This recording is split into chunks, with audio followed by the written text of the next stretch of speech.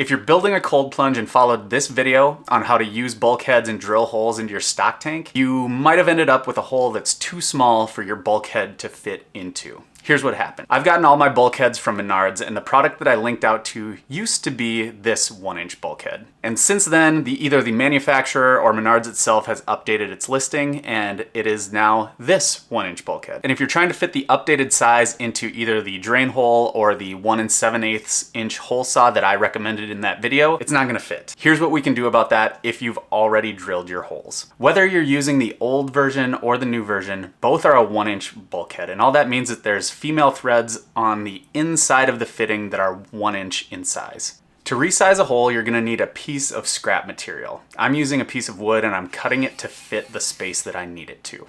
Then I'm using an X to mark the center. From there, you can carefully drill out your hole and then test it to fit to make sure that it is in fact the correct size this time. Next, we'll bust out some trusty Gorilla or duct tape and really just secure the whole thing in place. Now take your hole saw, and I put mine in reverse and drilled into the stock tank. That way, it avoided any kind of catches and snags that might have happened and really worked great. From here, there's nothing left to do except for put your bulkhead fitting into your cold plunge, and off you go. I used a 2 3/8 inch hole saw to expand the hole that I had on the drain plug. Double check your measurements on your bulkheads and the recommended size before you drill. I have a free parts and components guide. You can hit the link down below and snag that for yourself if you haven't already. Otherwise, we'll see you at the next video.